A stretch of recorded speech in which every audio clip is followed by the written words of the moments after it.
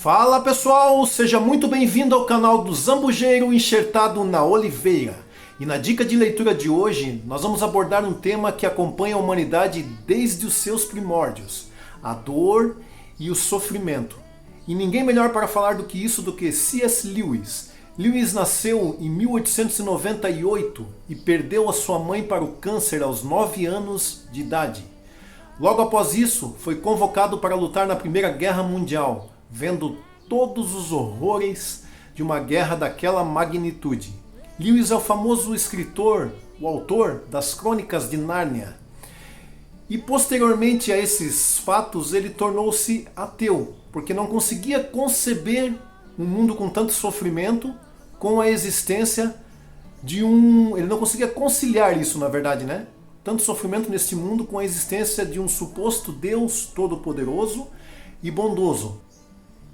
Porém, mais tarde em sua vida, Lewis teve um encontro com Cristo e passou a usar os seus extraordinários talentos para escrever a respeito da realidade deste mundo de acordo com a visão bíblica das coisas. E eu acho particularmente maravilhoso quando Deus converte um homem assim.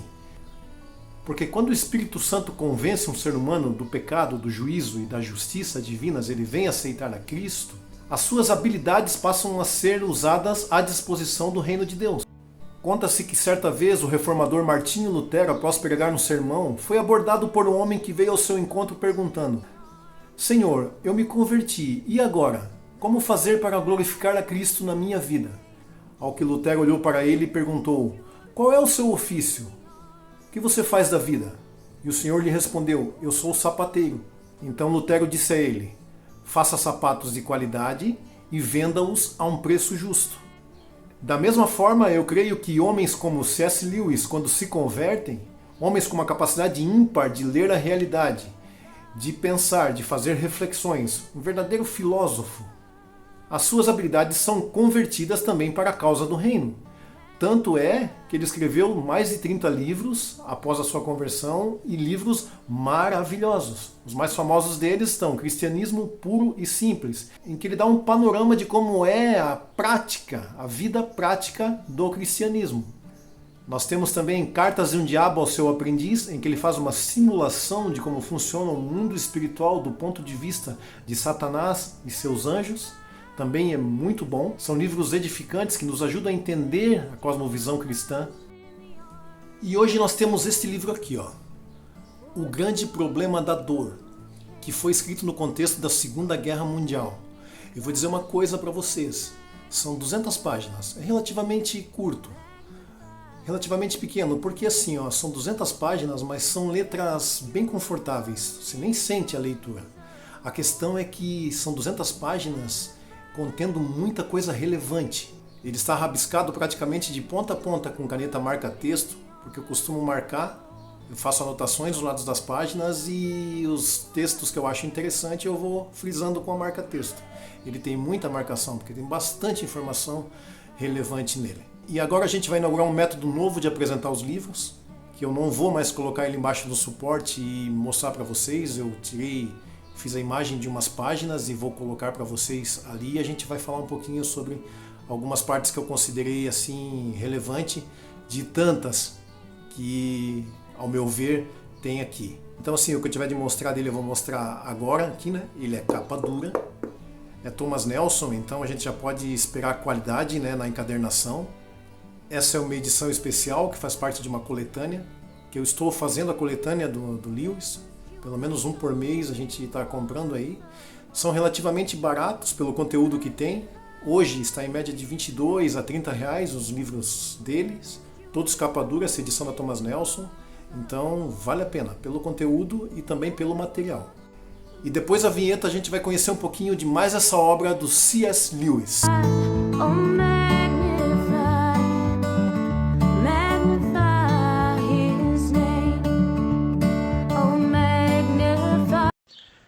Bem, vamos lá então. Aqui é o sumário. Como eu disse, é um livro relativamente breve. São 200 páginas, divididos em 10 capítulos. Tem o prefácio, né? Depois o capítulo 1, conceitos introdutórios, onde Lewis dá uma breve descrição de como ele era, na época em que ele era ateu, e uma das razões pelo qual ele não conseguia conceber a existência de um Deus é justamente a injustiça e o sofrimento no mundo. Porém, depois ele começou a fazer uma reflexão em cima de qual era o parâmetro, qual era a régua moral que ele utilizava para dizer o que era injusto e o que não era injusto. Então deveria ter algum padrão pelo qual o homem possa estabelecer o que é o mal, o que é o bem, o que é injusto, o que é justo. Tem que ter algum parâmetro para estabelecer isso. De onde veio esse parâmetro? Aí começou a busca dele por respostas. Aí seu amigo Tolkien ajudou ele nessas buscas. Tolkien, que era profundamente religioso, era um católico devoto, né, praticante, e ajudou ele a encontrar no cristianismo as respostas que ele não achou no seu niilismo, né, no seu ateísmo. Ele não conta tudo isso aí nesses conceitos introdutórios, né? No entanto, ele dá uma boa base do que aconteceu na sua guinada, né? Uma conversão. Capítulo 2, onipotência divina. Capítulo 3, bondade divina. Capítulo 4, maldade humana. Capítulo 5, a queda do homem. Capítulo 6, a dor humana. Capítulo 7, a dor humana, continuação. São 2 capítulos, né, dedicados à dor humana. Capítulo 8, o inferno. Capítulo 9, dor animal. Sim, ele faz uma reflexão também a respeito da dor dos animais, né? Ele tinha um gato e um cachorro e ele faz um breve, um breve ensaio a respeito disso à luz da Bíblia, né? Capítulo 10, o céu. E por último, o apêndice, que também é muito interessante, tá? Bastante interessante, porque o apêndice é escrito por Robert Emmeline Harvard, que foi médico do Lewis, de sua esposa e também de Tolkien. E ele também era escritor, e ele faz uma reflexão em cima da dor e toda a experiência que ele acumulou, né, durante o exercício da medicina, analisando a natureza humana, as reações da natureza humana diante da dor. É muito interessante, tá? É breve, 2 páginas, duas páginas. Mas é profundo, tá? É uma característica desse livro, tá, gente? Ele é breve, porém são páginas, assim, são profundo no conteúdo. Conciso na sua extensão, né? Mas porém profundo em seu significado e conteúdo. Eu separei alguns trechos de alguns capítulos aqui só para você ter uma noção do conteúdo do livro sem estragar a experiência de quem pretende comprar o livro, né? Acredite, eu separei algumas coisas que julgo interessantes, no entanto, muita coisa profunda ficou de fora, tá? E aqui no capítulo 2, por exemplo, que fala sobre a onipotência divina, ele discorre um pouco sobre a dor. O papel da dor no mundo, né? E percebam que eu tenho o costume de anotar a ideia que eu absorvi do texto em si no canto das páginas, né? E aqui eu coloquei a utilidade da dor. Olha o que ele escreve aqui. Se o fogo conforta aquele corpo a certa distância, ele o destruirá quando a distância for reduzida. Disso se depreende, mesmo em um mundo perfeito, a necessidade daqueles sinais de perigo que as fibras de dor em nossos nervos foram aparentemente projetadas para transmitir. Na outra parte aqui também é frisado em verde, né? Ninguém se importa com a gradação. Quente, confortavelmente quente. Opa, muito quente. Até que isso dói. Que o avisa para retirar a mão da exposição ao fogo. E se posso confiar no que sinto, uma leve dor nas pernas enquanto subimos para a cama depois de um bom dia de caminhada é de fato prazerosa. O que ele quer dizer aqui? Que a dor é indispensável para que vivamos em um mundo organizado. Sem a dor não haveria vida. Imagina se nós não fôssemos avisados através da dor quando estivéssemos muito próximo do fogo, como ele mesmo dá o exemplo aqui. Iríamos nos queimar, né? Imagina uma apendicite sem a dor. Quando você desce por conta, a apendicite a dor vai se intensificando à medida que a inflamação vai avançando, né? Então, quando você se desse por conta, se não houvesse a dor da apendicite, você estava com uma inflamação generalizada. Então, cara, assim, eu achei uma sacada muito, muito boa, sabe? Da parte dele, no sentido de nos fazer entender que às vezes as coisas desconfortáveis são, às vezes não, né? Muitas das vezes, as coisas desconfortáveis, as intempéries, a própria dor em si, né? Ela, ela contribui para a continuação da vida. Ainda dentro do capítulo da onipotência, ele discorre também sobre o livre-arbítrio e a liberdade humana neste mundo natural. E basicamente ele diz que nós temos, neste mundo, nós encontramos obstáculos à nossa sobrevivência e ao nosso conforto, né? Aqui neste plano. E isto é uma oportunidade para exercermos o livre-arbítrio. Nisso, algumas pessoas exercem a cortesia, ajudando os outros a ter uma vida melhor, ou tornando a vida dos outros melhor, assim como a sua própria vida, e outras usam o seu próprio livre-arbítrio, sua liberdade de escolha, para prejudicar os outros e assim se beneficiar e tomar escolhas egoístas, digamos, né? Então aqui no frisado em verde, o que ele diz? E se são livres, as almas não podem ser impedidas de lidar com o problema. Qual é o problema? O problema da hostilidade deste mundo. Por meio de competição, em vez de apelar à cortesia. E uma vez que tenham avançado para a hostilidade real, elas podem explorar a natureza fixa da matéria para ferir umas às outras. A natureza permanente da madeira, que nos permite usá-la como uma viga, também nos permite usá-la para bater na cabeça do nosso vizinho. A natureza permanente da matéria em geral significa que quando os seres humanos lutam, a vitória normalmente vai para aqueles que estão com armas, habilidades e números superiores, mesmo que sua causa seja injusta. Ou seja, Deus projetou o mundo natural, Deus projetou a matéria, Deus projetou este mundo de forma que os números, a força, as habilidades fazem a diferença. Sejam elas usadas para o bem ou sejam elas usadas para o mal. Então isso rebate o argumento de que qualquer injustiça é culpa de Deus. Lembrem-se, nós tivemos a queda, a estrutura do mundo mudou, a estrutura do homem mudou. Então dentro deste mundo natural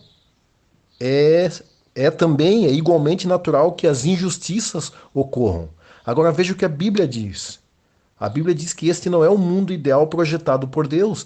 E a Bíblia mesmo nos afirma que as injustiças são inerentes a este mundo. Que haverá uma correção disso, que o homem tem o livre-arbítrio para fazer o bem ou para fazer o mal. No entanto, ele será julgado por cada obra que cometer. Cara, assim, ele nos leva a refletir sobre passagens bíblicas que descrevem exatamente a realidade em que nós nos encontramos. E ele fecha essa parte com um argumento bastante interessante. Ele diz que se Deus interferisse em cada ato de injustiça que acontece neste mundo, imagina, são milhões diariamente, né? A liberdade humana seria extirpada, seria tolhida. E ele vai acabar fazendo isso. Deus vai interferir. Daí vem a célebre frase dele, né? Que Deus vai acabar interferindo nesse mundo. Porém, quando isso acontecer, será o fim. Porque quando o autor se encaminha para o palco, é porque a peça acabou. Realmente, ele vai fazer isso. Porque não esqueçam que o mundo como temos hoje é uma escolha de nossos pais, é uma escolha da raça humana. Adão e Eva resolveram escolher ficar ao lado, né, da serpente, né, de forma figurada, Satanás, e assim que o mundo natural fosse pautado pelas escolhas humanas, sejam elas boas ou sejam elas ruins. Porém, Deus deixou para que nós colhêssemos as consequências de nossos atos. Isso se reflete na vida individual, na vida da comunidade, na vida de nações, na vida, né, no plano do mundo inteiro, na esfera, né, em todas as esferas, tanto na individual como na esfera da sociedade. Cara, assim, é profundo. Ele argumenta assim, tomando por base a cosmovisão bíblica, e aí você compara com o mundo em si, com a sua vida, com o que você observa do mundo, e vê que faz total sentido. E mais para frente, no capítulo 6, capítulo chamado A Dor Humana, o autor nos chama a atenção para o fato de que alguns males são enviados por Deus ou permitidos por Ele, não para que Ele venha nos conhecer, porque Ele já nos conhece, mas para que nós venhamos a exercer o autoconhecimento.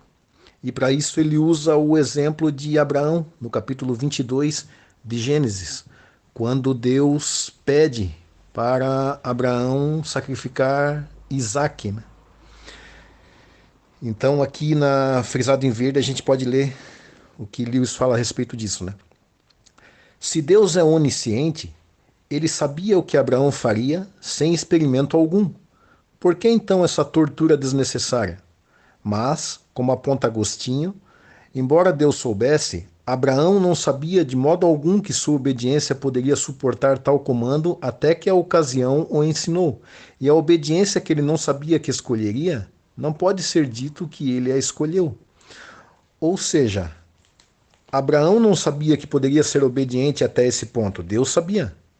Em nenhum momento, então, nós chegamos à conclusão que em nenhum momento Isaac estava em perigo, porque ou Abraão aceitaria sacrificá-lo por obediência a Deus, ou não. Se ele tivesse dito não, ele não teria subido o monte para sacrificar Isaac. E como ele aceitou, Deus obviamente não permitiu, né? Colocando um sacrifício substituto, um carneirinho que estava preso, né, pelo chifre ali nos galhos. Mas qual foi o objetivo de Deus? Fazer com que Abraão se conhecesse, né? Então a gente vê que muitas vezes a dificuldade vem na nossa vida porque nós fazemos uma ideia, muitas vezes eu acho que super valorizada de nós mesmos, né? Quantas vezes nós não escutamos os casos, né, concernentes a Israel quando saiu do Egito e teve vários episódios de descrença e desobediência, e nós mesmos dissemos, né, pra gente: poxa, olha só, eles viram o mar se abrir, eles viram as 10 pragas, eles foram guardados, tiveram seus primogênitos guardados, e mesmo assim duvidaram de Deus. Só que teve ocasiões em que eles ficaram 3 dias no deserto sem água, sem nada, sem alimento, sem substância. Será que nós também não murmuraríamos? Às vezes Deus nos coloca em algumas situações a fim de que a gente saiba: não, peraí, eu sou assim. E preciso que Deus trabalhe dentro de mim para que eu venha mudar. Que Deus aqui é uma escola, a gente está sendo moldado enquanto está nesse mundo para sermos preparados para Jerusalém Celestial, né? É claro que ninguém vai alcançar a total perfeição, mas o objetivo é ser cada vez mais parecido com Cristo, né? Todo cristão deveria ter essa meta, pelo menos. E no capítulo 7, ainda dentro do assunto da dor humana, nós somos levados a pensar por que somos privados da segurança total nas coisas debaixo do sol. E aí eu vou ler diretamente porque essa passagem é bem explicativa, bem autoexplicativa. A doutrina cristã do sofrimento explica, creio eu, um fato muito curioso sobre o mundo em que vivemos. A felicidade estabelecida e a segurança que todos nós desejamos, Deus as retém de nós pela própria natureza do mundo. Mas a alegria, o prazer e o entusiasmo, Ele os distribui em profusão. Nunca estamos seguros, mas temos muita diversão e um pouco de êxtase. Não é difícil de ver o porquê. A segurança que ansiamos nos ensinaria a descansar nosso coração neste mundo e nos opor a um obstáculo ao nosso retorno a Deus. Alguns momentos de amor feliz, uma paisagem, uma sinfonia, um encontro alegre com nossos amigos, um banho ou uma partida de futebol não tem essa tendência. Nosso Pai nos refresca na jornada com algumas pousadas agradáveis, mas não nos encoraja a confundi-las com o nosso lar. Ou seja, Nós não temos uma estabilidade completa nas coisas deste mundo porque a nossa tendência seria colocarmos a confiança nessas coisas, né? No nosso emprego, na nossa família, na nossa conta bancária. Se Deus nos providenciasse tudo isso de forma a não ser atingido pelas variações naturais deste mundo decaído, nós nos esqueceríamos completamente de que somos apenas peregrinos neste mundo, né? A Bíblia é bem clara de que esta não é a nossa nação, nosso lar. Então, como peregrinos, nós estamos sujeitos às várias tribulações que este mundo proporciona, né? Ele faz muitas mais reflexões até o capítulo 10. No entanto, eu quero encerrar com a célebre afirmação dele, que também é contida no capítulo 6, ainda no tema da dor humana. E essa declaração atravessou as décadas, né? Desde o seu falecimento no ano 63, no ano de 1963, que diz assim: foram os humanos e não Deus que produziram mesas de tortura, chicotes, prisões, escravidão, armas, baionetas e bombas. É pela avareza humana ou estupidez humana, não pela grosseria da natureza que temos pobreza e excesso de trabalho. Mas permanece, no entanto, muito sofrimento que não pode ser atribuído a nós mesmos. Ele usa o resto do capítulo para justificar algumas das tribulações e sofrimentos que nós passamos que não são cometidas pela maldade humana, né?